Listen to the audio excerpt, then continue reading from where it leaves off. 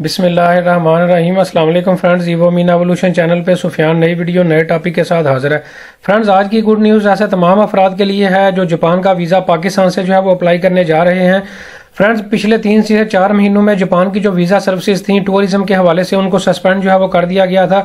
अब इसका थोड़ा सा वीज़ा प्रोसेस भी जो है वो चेंज कर दिया गया है। नया प्रोसेस क्या है, पूरी डिटेल आज की वीडियो में मैं ऑफिशियल वेबसाइट से जो है वो आपको जो है वो दिखाने जा रहा हूँ।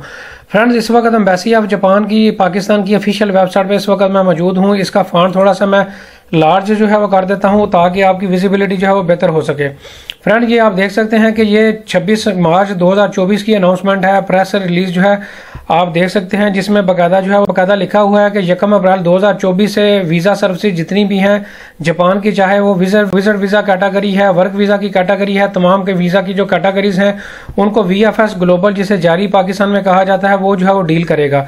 इसके लिए जो है बताया गया है कि 1 अप्रैल 2024 से ऑनवर्ड जो है आपने जितनी भी एप्लीकेशन प्रोसीडिंग जो है वो करनी है वो जारी या VFS से जो है वो करनी होगी। इसका जो है एक हेल्पलाइन नंबर भी जो है वो दिया गया है, नीचे ईमेल एड्रेस भी जो है दिया गया है कि इसके थ्रू आप VFS ग्लोबल जारी से जो है वो रब्ता कर सकते हैं।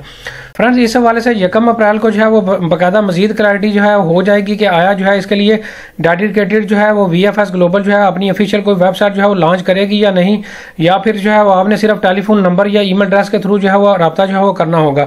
1 अप्रैल को जो है जो ही नई अपडेट आएगी मैं चैनल पर जो है नई वीडियो जो है वो अपलोड कर दूंगा कि आया नई अपडेट क्या है, कि आया आप ऑनलाइन भी अपनी बुकिंग जो है वो अपॉइंटमेंट की जो है वो करवा सकते हैं या नहीं। फ्रेंड्स, एक दो अनाउंसमेंट मैंने आपको जो है यहाँ पे जो है दिखा दी। फ्रेंड, दूसरी डिटेल ये है कि डेफिनेटली जब VFS ग्लोबल के पास ये वीज़ा सर्विसेज जो है वो जाएंगी तो वो अपने सर्विस चार्जेस भी जो है वो चार्ज करेगा। प्रीवियसली जो है एम्बेसीज को डायरेक्ट डील कर रही थी, और आप ये भी जानते हैं कि जापान की कोई भी वीज़ा फीस जो है वो अपनी एम्बेसी की जो है वो नहीं है।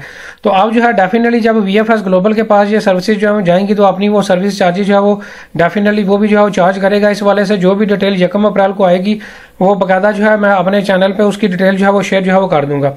फ्रेंड्स, आगे बढ़ने से पहले मैं आपको जो है वो बताता चलूँ कि अगर आप जापान के अलावा कनाडा, USA, शेंगन या दुनिया के किसी भी मुल्क का विजिट वीज़ा एक प्रोफेशनल और एक अपडेटेड इन्फॉर्मेशन के साथ अगर आप हमसे जो है वो अप्लाई करवाना चाहते हैं तो डिस्क्रिप्शन में मेरा ईमेल एड्रेस मौजूद है, वहाँ से आप रब्ता करके दुनिया के किसी भी मुल्क से, दुनिया के किसी भी मुल्क का विजिट वीज़ा आप हमसे जो है वो अप्लाई करवा सकते हैं।